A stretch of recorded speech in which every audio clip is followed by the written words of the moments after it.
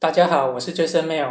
今天我要用8分钟带你读完这本地表上最畅销，同时也是地表上最难被读完的经典圣经。本列车开往耶稣，沿途停靠亚伯拉罕、摩西、大卫、以斯帖、贾森、梅尔。祝你旅途愉快。起初，神创造天地，用6天造了光、水、空气、干地、植物、太阳、星星、月亮、鸟类、鱼类、牲畜、昆虫、野兽以及亚当、夏娃。草女床表示，第7天神累坏了，就去休息，把这天称为安息日。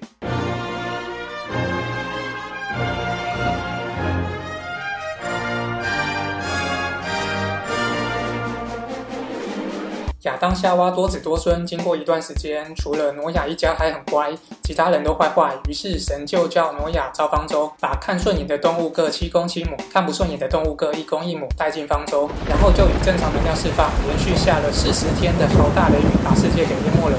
水退了之后，神用彩虹跟挪亚立约，不再用洪水毁灭世界。挪亚多子多孙，子孙在巴别这个地方造通天塔失败时，原本统一的语言被神故意弄乱，害我们今天要学中文 English 日本語。Sí, el hombre con el sombrero nos envió. Él nos contó muchas historias asombrosas.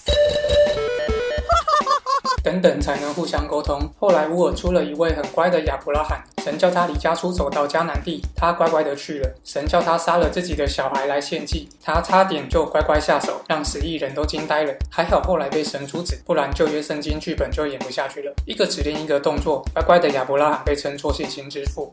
亚伯拉罕生以撒，以撒生雅各，雅各生了12个儿子，也就是后来以色列12支派的根源。其中第11个儿子约瑟被哥哥们卖到埃及，意外成为法老重用的埃及宰相。麻雀变凤凰，乳蛇变温拿。这时候约瑟老家迦南地闹饥荒，于是约瑟就把全家人接到埃及，从此过着幸福快乐的日子才怪。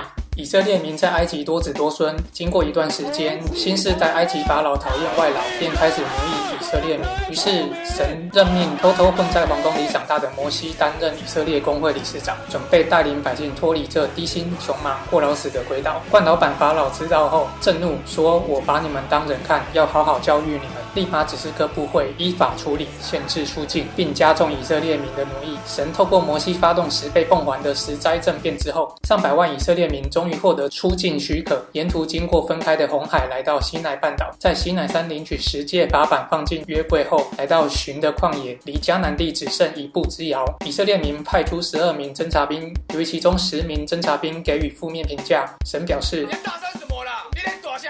不爽不要紧，于是以色列民就在旷野被神多耍了40年。终于在摩西的接班人约书亚的带领下，以色列民走过节流的约旦河，回到早已被外族割据的迦南地。在约书亚及多位士师的带领下，以色列民南征北讨，赶走外族势力，重新成为迦南地的主人。这时的以色列没有国王，在最后一位士师撒母耳的晚年，以色列民看别的国家都有国王很酷炫，也想要立一个国王，于是高大俊美的扫罗就被选为以色列的第1任国王。扫罗原本是个听话的好王，但就在政治生涯如日中天的时候，渐渐的叛逆起来。此时一位政治新秀大卫用击拳击败强敌非利士人的主将歌利亚，一夕爆红。乡民们也流传着扫罗杀死千千，大卫杀死万万的封号。在嫉妒心驱使下，扫罗多次想要杀掉大卫，失败，大卫则潜逃至敌营，非利士装死。最后扫罗在与非利士人的交战中大败，自杀身亡。此时流亡在外的大卫闻讯归国，顺利登基为以色列第2任国王。大卫除了晚年搞婚外情以及数点百姓自害外，基本上一生都算是个乖乖的好王。大卫过世后，儿子所罗门即位，成为以色列第3任国王，并用大卫准备好的建材兴建圣殿，将存有10诫法版的约柜放入后，就此奠定了耶路撒冷1000年以来的圣地地位。所罗门去世后，儿子罗波安继位。罗波安是个水母脑，上任不久支持度就持续下滑，以至于以色列除了犹大、便雅悯以外的10个支派投靠在野领袖耶罗波安，独立建国。自此以色列分裂为南北2国，北朝是耶罗波安治理的以色列国，南朝是罗波安治理的犹大国。北朝以色列210年内历经了19个国王后，被当时壮大的亚述帝国所灭。亚述王为了统治方便，将以色列人俘虏到马代各城，并将大批外族移入当时以色列首都都撒玛利亚。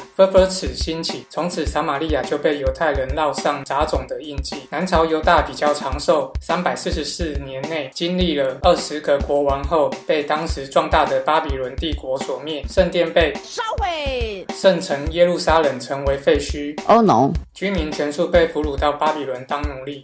70年后，波斯帝国称霸，除了犹太人以斯帖通过星光大道选秀当上波斯王后的小插曲外，波斯王特别恩待犹太人，全力支持在巴比伦的犹太人回耶路撒冷并重建圣殿及城墙。在所罗巴伯、以斯拉和尼希米的带领下，犹太人分3梯次重返耶路撒冷，从此过着幸福快乐的日子才怪。随后，希腊帝国灭波斯帝国，罗马帝国灭希腊帝国，耶稣就在这动荡的年代生于伯利恒的马槽里。当时的犹太行省省长希律王深恐自己的地位不保，下令伯利恒附近2岁以下的小孩全部杀死。还好耶稣全家顺利逃往埃及，不然新约圣经剧本就演不下去了。希律王死后，耶稣全家回到拿撒勒定居，直到30岁。耶稣接受施洗约翰的洗礼，征召12位无薪酬的使徒后，开始巡回演讲行神迹，所到之处场场爆满，座无虚席。由于耶稣实在太受欢迎，让祭司长心里很不是滋味，便私下对使徒之一犹大说：